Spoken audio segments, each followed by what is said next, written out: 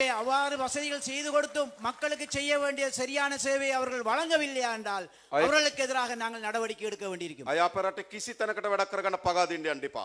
எனவே நீங்கள் எந்த இடத்திலையும் நீங்க அந்த இப்படி தோல்வி அடைஞ்ச நிலைமையில நீங்க செல்ல வேண்டாம். අපි සංස්කෘතිය වෙනස් කරලා ඉවරයි. நாங்கள் அந்த கலாச்சாரத்தை மாற்றி அமைத்து விட்டோம். අපි දේශපාලන නායකත්වයක් හැදලා තියෙනවා.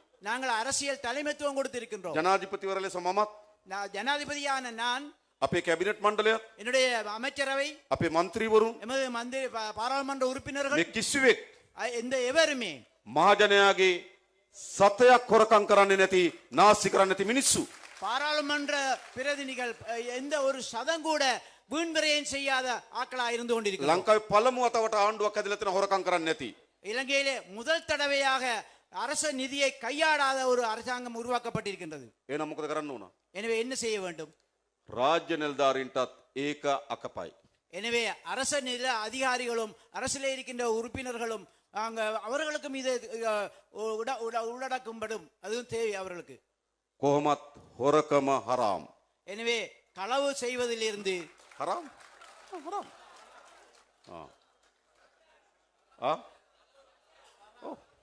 ஹராம் ஹராம் ஹராம் හරි களவு செய்வது ஹராம் தானே. මොකද මේක අපි නතර කරන්න ඕන මේ රටේ නතර කරලා තියෙන දේ. எனவே நிறுத்த வேண்டிய விடயங்களை நாங்கள் இப்பொழுது நிறுத்தி கொண்டு வருகின்றோம். එහෙම තමයි රටක් ගොඩනගන්නේ. அவ்வாறுதான் நாட்டை கட்டி எழுப்ப முடியும். ඒ වගේම අපි ශක්තිමත් ජාත්‍යන්තර සබත හදන් තියෙනවා. அதே போன்று நாங்கள் மிகவும் சக்தியான இன ஒற்றுமையை நாங்கள் உருவாக்கி கொண்டிருக்கின்றோம். අපි ආරම්භයේදී ඉන්දියාවට ගියා. நாங்கள் இந்தியாவுக்கு ஆரம்பத்தில் இந்தியாவுக்கு போனோம். ඊළඟ අපි චීනයට ගියා. அது அடுத்து சைனாவுக்கு போனோம். දැන් අපිට සැප්තැම්බර් මාසේ ආරාධනයක් ලැබිලා තියෙනවා ජපානයට එන්න කියලා. செப்டம்பர் மாதம் எனக்கு அழைப்பு விடுக்கப்பட்டிருக்கின்றது ஜப்பானுக்கு வரும்படி. පහුගිය දවස්වල අපි එක්සත් අරාබි එමිරාජ්‍යයට ගියා. கடந்த காலங்களில் நாங்கள் ஐக்கிய அரபு குடியரசுக்கும் நான் சென்றிருந்தேன். එහි අගමැතිතුමා හම්බුණා. அதனுடைய பிரதமரை நான் சந்தித்தேன். රටවල් ඔක්කොගේම ආධාර අපි ගමින් තියෙන මේ රට ගොඩනගන්න. எனவே இந்த வெளிநாடுகளுடைய உதவிகளை ஒன்றாக சேர்த்து இந்த நாட்டை அபிவிருத்தி செய்வதற்கு நாங்கள் முயற்சி செய்து கொண்டிருக்கின்றோம். පහුගියදා ඉන්දියානු අගමැතිතුමාගේ සංචාරයෙන් கடந்த காலங்களிலே கடந்த வாரம் எங்களுடைய இந்திய பிரதமர் இலங்கைக்கு வந்திருந்தார். මේ නැගෙනහිර පළාතේ இந்த கிழக்கு மாகாணத்திலே කිරි කර්මාන්තයට பால் உற்பத்தி, කුසි කර්මාන්තයට விவசாயம், දීවර කර්මාන්තයට அதே போல் மீன்பிடித்துறை උදව් කරන්න உதவி செய்வதற்காக வேண்டி කෝටි 200කටත් වඩා වැඩි මුදල් ප්‍රමාණයක් ලබා දෙන්න එකගතාවය පළ කරලා තියෙනවා. ආධාර 200 கோடிக்கு மேல் உதவியாக அவர் தருவதற்கு ஒத்துக்கொண்டிருக்கின்றார். අපි එක පටන් ගමු ලබන මාසෙ. நாங்கள் அடுத்த மாதம் அதை ஆரம்பிக்க இருக்கின்றோம். අපි ජාත්‍යන්තර සහාය අරන් තියෙන මේ රට ගොඩනගන්න. நாங்கள் சர்வதேச உறவுகளின் மூலமாக இந்த செயற்பாடுகளை ஈடுபட இருக்கின்றோம். ඒ විතරක් නෙවෙයි. அது மாத்திரமல்ல, අපි අපේක්ෂා කරන මොකද්ද? நாங்கள் எதிர்பார்ப்பது என்ன? මේ 2025 වසරේ 2025 வருடத்தில் ලංකාවට වැඩිම සංචාරකයන් එන වසර බවට පත් වෙන්නේ මේ 2025 වසර. இலங்கைக்கு கூடுதலான சுற்றுலா பிரயாணிகள் வருகின்ற ஒரு வருடமாக இதை நாங்கள் மாற்ற வேண்டும் என்று இருக்கின்றோம். විශේෂයෙන්ම මේ නැගෙනහිර පළාත விசேடமாக எங்களுடைய கிழக்கு மாகாணத்திலே අරුගම්බේ அருகம்பை, පාසිකුඩා வாசுகுடா මේ අදිත්තාමත් හොඳ සුන්දර වෙරළ තීරයක් තියෙනවා. இந்த ஏரியா இந்த பகுதியிலே இருக்கின்ற கடல் மிகவும் ரம்மியமான கடலாக இருந்து கொண்டிருக்கின்றது. මේ මහයෝ පැත්තේ උණු වතුර ලින් තියෙනවා. அதே போன்று மகோயா பகுதியிலே உங்களுக்கு தெரியும் வெந்நீர் ஊற்று கிணறு இருக்கின்றது. හොඳ වනජීවීන් ඉන්නවා. அதே போன்று நல்ல காட்டு விலங்குகள் இருக்கின்றார்கள். හොඳ සංචාරක කලාපයකට හොඳ තෝතැන්නක් මේක. அழகான சுற்றுலா தலமாக இவற்றை மாற்றி அமைக்க முடியும். අපි ඒ සඳහා විශාල හෝටල් ප්‍රමාණයකට එකගතාවය දැන් පළ කරලා තියෙනවා. நாங்கள் இப்பொழுது அந்த பிரதேசங்களிலே மிகப்பெரிய ஹோட்டல்களை அமைப்பதற்கான செயற்பாடுகளிலே நாங்கள் ஈடுபட்டு නැගෙනහිර පළාත සංචාර කර්මාන්තයේ විශාල දියුණුවක් ලබා ගන්න පුළුවන්කම තියෙනවා. අපි ඒක කරනවා. நாங்கள் உண்மையிலே கிழக்கு மாகாணத்திலே சுற்றுலாத்துறை மூலமாக மிகப்பெரிய அபிவிருத்தியை ஏற்படுத்த முடியும் என்று பூரணமாக நம்பிக்கொண்டு அதுக்கான செயற்பட்டு கொண்டிருக்கின்றோம். ඒ වගේම කුසි කර්මාන්තයේ ඉදන அதே போன்று விவசாயத்திலேயும் සත්ත්ව පාලනයේ ඉදන ජනතාවගේ ඉඩම් පිළිබඳ ප්‍රශ්නයක් තියෙනවා. அதே போல் மிருக வளர்ப்புக்கும் தேவையான இடங்கள் இல்லாத நிலைமை இருக்கின்றது. ඉඩම් වල අයිතිය හරියට නැහැ.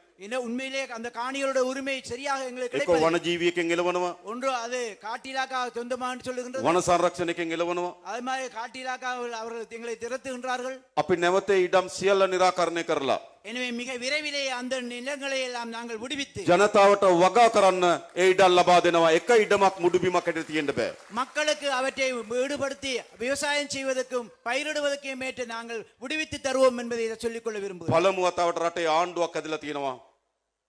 රට ගොඩනගන වැඩපිළිවෙල සහිත ආණ්ඩුවක්. எனவே நாட்டிலே முதல் தடவையாக இந்த நாட்டை அபிவிருத்தி அடைகின்ற செயற்பாடு உள்ள ஒரு அரசாங்கம் உருவாக்கப்பட்டிருக்கின்றது. මීට කලින් හැදුනේ இதுக்கு முதல் உருவாகினது മന്ത്രി ගොඩ යන ආණ්ඩුවක්. பாராளுமன்ற உறுப்பினர்களுடைய அவர்களை உருவாக்குகின்ற அரசாங்கம். ඇමති ගොඩ යන ආණ්ඩුවක්. அதே மாதிரி அமைச்சர்களை உருவாக்குகின்ற அரசாங்கம். ගොඩ ගියේ නැද්ද? அவர்கள் தான் முன்னுக்கு வந்தார்கள், அவர்தான் பணக்காரர்கள் ஆகினார்கள். මම දැන් වැඩි නම් කියන්නේ නැත්තම් කියන්න පුළුවන්. நான் அதிகமா பேரை சொல்ல விரும்பவில்லை, பேரை சொல்லலாம் உங்களுக்கு. ගොඩ ගියේ නැද්ද മന്ത്രി ඇමති? அவர்கள் தாங்கள் முன்னுக்கு வரவில்லையா? ඒ විතරක් නෙවෙයි ඇමතිගේ පුතත් නගර සභාවෙන් ගොඩ ගියා. எனவே அமைச்சருடைய மகனும் அந்த நகரசபை மூலமாக முன்னுக்கு வந்து விட்டார். ගියේ නැද්ද? ගියානේ. எனவே வந்துட்டால் தானே நீங்க கண்டீங்கனே. අන්න ආණ්ඩුවක් ඇදලා තියෙනවා මොකද්ද? அப்ப அரசாங்கம் உருவாகுனது யாருக்காக? රට ගොඩ යන நாடை உருவாக்குவதற்கு. සිංහල දෙමළ මුස්ලිම් ભેදකින් තොරව சிங்களம் முஸ்லிம் தமிழ் என்ற வேற்றம் இல்லாமல், උතුරු දකුණ නැගෙනහිර ભેදකින් තොරව வடக்கு கிழக்கு தெற்கு என்ற வேறுபாடு இல்லாமல் රට ගොඩ ගන්න ආණ්ඩුවක් හදලා තියෙනවා. நாட்டை அபிவிருத்தி அடைய செய்கின்ற கட்டியெழுப்புகின்ற அரசாங்கத்தை உருவாக்கி இருக்கின்றோம். මේ ආණ්ඩුව නෙවෙයි ඉස්සරහට යන්න ඕන. எனவே அதுக்கேற்ற விதத்தில் நாங்கள் செல்ல வேண்டும். මට කියන්න මේක හැර වෙන කෙනෙක් ගැන இதை தவிர வேறு யாரும் இருக்கின்றார்களா இதை செய்வதற்கு? මේ ආණ්ඩුව ගැන වෙන කට්ටියක් ගැන කියන්න. இந்த இப்படி அமைக்கக்கூடிய வேறு யாராவது இருக்கான்னு சொல்லுங்கள். කවුද ඉන්නේ? யார் இருக்காங்க? කවුද ඉන්නේ? யார் කවුරුත් இருக்காங்க? නැහැ. யாரும் இல்லை. එහෙනම් ජාතික ජනබලවේගය තමයි මේ රට ගොඩනැගීමේ කාර්යභාරය අපි අතට ගන්නේ. எனவே தேசிய மக்கள் சக்தி தான் இந்த நாட்டை கட்டியெழுப்புகின்ற அந்த பாரிய பொறுப்பை ஏற்றிருக்கின்றது. අපි ජනාධිපතිවර ලෙසත් நான் ஜனாதிபதி என்ற அடிப்படையிலும் කැබිනට් මණ්ඩලයේ ආණ්ඩුව ලෙසත් அமைச்சரவையிலேயும் அரசாங்கமும் ගොඩක් වැඩ කරනවා ගොඩක්. හැබැයි ගොඩක් ඒවා තියෙන ජාතික තලයේ. நாங்கள் அதிகமாக வேலை செய்கின்றோம் தேசிய மட்டத்திலே. අපිට ගොඩාක් වැඩ තියෙනවා මේ ගම්වල කරන්න. அதே போன்று நாங்கள் கிராம மட்டத்திலும் நியாயமான வேலைகள் செய்ய இருக்கின்றது. දැන් උදාහරණයකට ගත්තොත් நாங்கள் உதாரணமாக எடுத்துக்கொண்டால் අපිට වාර්තා වුණා මේ සේනානායක සමුද්‍රයට යටත් ඇලවේලි විශාල ලෙස කඩා වැටලා තියෙනවා කියලා. எனவே எங்களுக்கு அறிக்கையிடப்பட்டிருக்கின்றது இந்த சேனநாயக சமுத்திரத்தினுடைய வாய்க்கால்களுடைய அநேகமான வாய்க்கால்கள் உடைந்து விழுந்திருக்கின்றது என்று. අපි මුදල් වෙන් කරලා තියෙන ඒවා හදන්න. நாங்கள் அதுக்காக வேண்டிய பணத்தை ஒதுக்கீடு செய்திருக்கின்றோம். පොඩි පාරවල් හදන්න සල්ලි වෙන් කරලා තියෙන්නේ. அதிலே நாங்கள் மிகவும் கூடுதலாக செலவழிப்பதற்காக நாங்கள் ஒதுக்கி இருக்கின்றோம். මේ අවුරුද්ද අපි ප්‍රාග්ධන වියදම් සංවර්ධනයට වියදම් இந்த முறை எங்களுடைய இந்த வருடத்தினுடைய முதலீட்டு செலவு බිලියන 1400ක් වෙන් කරලා තියෙනවා. மில்லியன் பில்லியன் 1400 பில்லியனை நாங்கள் அதுக்காக வேண்டி ஒதுக்கி இருக்கின்றோம். ලංකාවේ වැඩිම සංවර්ධනයට වෙන් කරපු මුදල්. இலங்கையிலே ஆக பெரிய அபிவிருத்திக்கான நிதி ஒதுக்கப்பட்டிருக்கின்றது. පාරවල් ටික හදන්න ඕන. ඇලවේලි හදන්න ඕන. ගොඩනැගිලි ටික හදන්න ඕන. அதே போன்று பாதைகள் அமைக்க வேண்டும், கட்டடங்கள் அமைக்க வேண்டும், அதே போன்று தேவையான வாய்க்கால்கள் அமைக்க வேண்டும். ඒ විතරක් නෙවෙයි. அது மாத்திரமல்ல, ඊළඟ අපි නොවැම්බර් මාසේ අයවැයලේකන ඉදිරිපත් කරනවා. அடுத்து இந்த வருடத்திலே நவம்பர்ல நாங்க அடுத்த பட்ஜெட்டை சமர்ப்பிக்க இருக்கின்றோம். ඒ නොවැම්බර් මාසේ අයවැයලේකනයට அந்த நவம்பர் பட்ஜெட்டிலே මේ පළාත් වලට කෙරෙන්න ඕන වැඩ ටික යෝජනා කරලා ඉවන්න ඕන. இந்த பகுதியிலே செய்ய வேண்டிய வேலைகளை பற்றி நீங்கள் எங்களுக்கு ஆலோசனைகளை அனுப்ப வேண்டும். කවුද යෝජනා කරන්නේ? யார் ஆலோசனை அனுப்புவது? ඔබට යෝජනාවක් තියෙනවා. உங்கள்ட்ட ஆலோசனை இருக்கின்றதா? ගමේ තව කෙනෙකුට යෝජනාවක් තියෙනවා. கிராமத்திலே வேறு யார்ட்டையும் ஆலோசனை එහා இருக்கின்றதா? ගමේ තව කෙනෙකුට යෝජනාවක් තියෙනවා. வேறு யார்ட்டையும் ஆலோசனை இருக்கின்றதா? එතකොට කොහොමද යෝජනා ටික එවන්නේ? எப்படி அந்த ஆலோசனைகளை நாங்கள் அனுப்புவது? එතකොට එවන්න බෑනේ. அது தனியா அனுப்ப முடியாது. අන්න ඒ නිසා මේ අක්කරේපත්තු නගර සභාව எனவே அதற்காக வேண்டித்தான் அக்கரைப்பத்து நகர சபை කණ්ඩායම පත් කරගන්න ඕන. எங்களுக்கு தேவையான ஆட்களை நாங்கள் நியமித்துக் கொள்ள வேண்டும். ඒතර ඒගොල්ලෝ යෝජනා ටික එකතු කරගන්නවා. எனவேதான் அவர்கள் அந்த ஆலோசனைகளை ஒன்றுபடுத்தி එකතු කරගෙන බලනවා මොකද්ද? ஒன்றுபடுத்தி என்ன செய்வார்கள்? කල්මුනේ නගර සභාවේ ආදායම කොච්චරද? கல்முனை நகர சபையினுடைய ஆதாய வருமானம் எவ்வளவு? ඒක වැඩි කරන්නේ කොහොමද? அதை எவ்வாறு அதிகரிப்பது? හැම සතයක්ම පරිස්සම් කරලා වැඩ ටික කරන්නේ කොහොමද? எவ்வாறு ஒவ்வொரு சதமும் வீண் விரயம் செய்யாமல் කියලා செலவழிப்பது? නගර සභාව සැලසුම හදනවා. அதுக்கேற்ற விதத்திலே அந்த நகர சபை திட்டத்தை வகுக்கும். හැබැයි සමහර විට වෙන්න පුළුවන් මොකද්ද? ஆனால் சில வேளை என்ன நடக்கலாம்? ඔක්කොම වැඩ ටික කරන්න නගර සභාවේ සල්ලි මදි වෙනවා. எல்லா வேலை திட்டங்களையும் செய்வதற்கு நகர சபையிலே காசு இல்லாமல் போகலாம். පොතුවිල් වගේ ප්‍රාදේශ සභාවක් ගත්තොත් பொத்தியில் போன்ற பிரதேச சபைகளை எடுத்துக்கொண்டால் විශාල ආදායමක් නැහැ. பெரிய வருமானம் இல்லை அவர்களுக்கு. හැබැයි වැඩ ගොඩක් තියෙනවා. ஆனால் வேலை நிறைய இருக்கின்றது. නම් ප්‍රාදේශ සභාවට නගර සභාවට සල්ලි මදි වුණාම எனவே பிரதேச சபைக்கு நகர சபைக்கு காசு காணாமல் போனால் ඒ යෝජනා ටික කරන්න බැරුව යනවා. அந்த ஆலோசனைகளை செய்ய முடியாது, செயல்படுத்த முடியாது. අන්නේ ව්‍යාපෘති ටික හදලා எனவே அந்த செயல் திட்டங்களை ஒன்றுபடுத்தி සල්ලි නැති නිසා කරන්න බැරි ව්‍යාපෘති ටික හදලා එවන්න ඕන මධ්‍යම ආණ්ඩුවට. எனவே செயல்படுத்த முடியாத அந்த செயல் திட்டங்களை ஒன்றுபடுத்தி காசுக்காக வேண்டி நாங்கள் மத்திய அரசாங்கத்துக்கு நாங்கள் මේ அனுப்ப ජූනි வேண்டும். මාසේ අපි යෝජනා ටික ගන්නවා. எனவே அந்த திட்டங்களை நாங்கள் ஜூன் නොවැම්බර් වල மாதம் සල්ලි වෙන් කරන්න. நவம்பர்ல நாங்கள் காசை ஒதுக்க இருக்கின்றோம். හැබැයි යෝජනා ටික එනකොට அதனால் ஆலோசனைகள் வரும்பொழுது අපිට ඇස් පියාගෙන ඒක අනුමත කරන්න හැකියාව තියෙන්න ඕන. நாங்கள் கண்ணையும் திறந்து கொண்டு நாங்கள் கண்ணை மூடிக்கொண்டு நாங்கள் அந்த திட்டத்துக்கு நாங்கள் கையளிக்கக்கூடிய අක්කරේපත්තු ප්‍රාදේශ සභාව තියෙන ඉන්නේ ජාතික ජනබලවේගයේ කණ්ඩායමක් නම් அக்கரைப்பத்து பிரதேச சபையிலே தேசிய மக்கள் சக்தியினுடைய உறுப்பினர்கள் தான் ஆட்சியிலே இருக்கிறார்கள் என்றால் එවන යෝජනා ගැන අපිට බලන්න දෙයක් නැහැ. අපි අනුමත அவ்வாறான කරනවා. ஆலோசனைகளை பற்றி நாங்கள் பார்க்க வேண்டியதில்லை. கண்ணை மூடிக்கொண்டு நாங்கள் அதுக்கு அனுமதி அளிப்போம். ඇයි? ஏன் දැන් හදනවා පාරක්කට කොන්ක්‍රීට් දාන්න ඕන කියලා. உண்மையிலே அதில் போடுகின்றால் பாதையில கான்கிரீட் போட வேண்டும் என்று අපේ മന്ത്രിවරු කණ්ඩායම අපේ ප්‍රාදේශ නගර සභාවන්තර ඒගොල්ලෝ මේ යෝජනාව එවනවා. எங்களுடைய பிரதிநிதிகள் அப்படியான ஒரு ஆலோசனையை அனுப்புகின்றார்கள். එනකොට අපි දන්නවා வரும்பொழுது எங்களுக்கு தெரியும் කොන්ක්‍රීට් එක ඔක්කොම පාරට යන බව.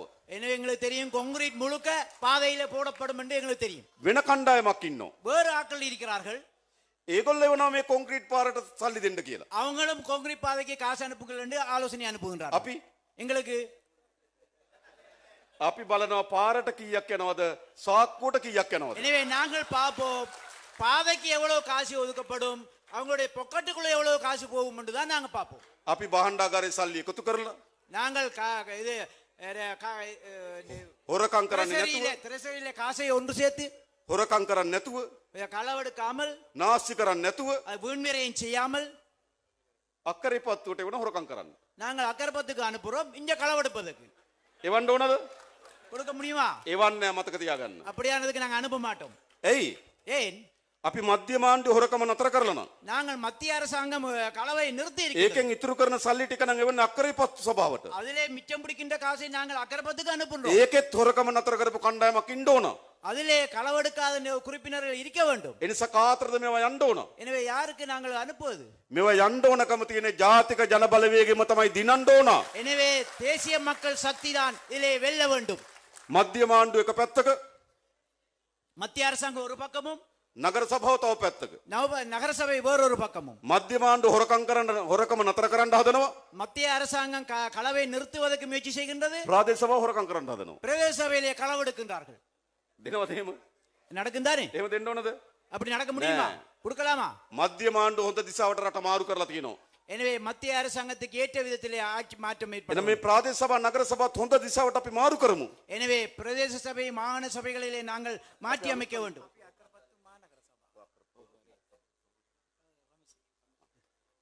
හොඳ කණ්ඩායමක් අපි යවන්න ඕන. எனவே நல்ல குழுவை நாங்கள் அதுக்காக தெரிவு செய்து මේ அனுப்ப வேண்டும். අක්කරේපත්තු මහනගර සභාවේ බල සීමාවේ ගොඩක් වැඩ කරන්න තියෙනවා. எனவே அக்கரைப்பத்து மாநகர சபை எல்லைக்குள்ளே பல வேலை හොඳ திட்டங்கள் செய்ய කණ්ඩායමක් வேண்டியிருக்கிறது. යවන්න ඕන. நல்ல குழுவினரை அங்க அனுப்ப வேண்டும். අපිට විශ්වාස කරන්න පුළුවන් කණ්ඩායමක් යවන්න எங்களுக்கு ඕන. நம்பிக்கையான குழுவினரை அங்க அனுப்ப வேண்டும். අවිශ්වාස කණ්ඩායමකට நாங்கள் அவநம்பிக்கையான குழுக்களை அனுப்ப முடியாது. සල්ලි වෙන් කරන්න පුළුවන්කමක් ලැබෙන්නේ නේ. காசை ஒதுக்கக்கூடிய செயற்பாடு எங்களுக்கு செய்ய முடியாது. එනිසා අන්න எனவே මේ අක්කරේපත්තු මහනගර සභාවේ කණ්ඩායමට அக்கரைப்பத்து மாநகர சபை குழுவினருக்கு අපේ නායකත්වය දෙන රමිස් සහෝදරයා எங்களுடைய தலைமைத்துவம் வழங்குகின்ற ரமேஷ் தோழர், අපි දීර්ඝ කාලයක් තිස්සේ දන්න මිනිස්සු நாங்கள் நீண்ட காலமா அவரை பத்தி எங்களுக்கு தெரியும். அவர் யார் என்று. අපි දිනන බව දැනගෙන වේදිකාවට ආපු අය නෙවෙයි. அவர்கள் நாங்கள் வெல்வோம் என்று நினைத்துக் கொண்டு மேடைக்கு வந்தவர்கள் அல்ல.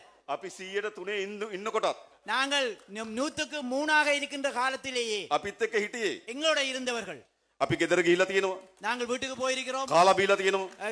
சாப்பிட்டு இருக்கிறோம். ඉතාමත් අසිරු කාලේ மிக கஷ்டமான காலத்திலே මේ ව්‍යාපාර ගොඩනගන්න මැදිහත් වෙච්ච අය රමිස් සහෝදරලා අපේ අබු සහෝදරලා අපේ ආදම් බව සහෝදරයා එහෙමයි මේ තියෙන්නේ. இந்த இந்த இயக்கத்தை கட்டி வளர்ப்பதற்கு செயல்பட்டவர்கள் தான் இந்த ஆதம்பாவா, அபு போன்ற ரமேஷ் போன்ற தோழர்கள். ඒගොල්ලෝ හොරකම් කරන්න அவர்கள் களவு செய்ய மாட்டார்கள். තමන් හැදෙන්න නම් දේශපාලනය කරේ.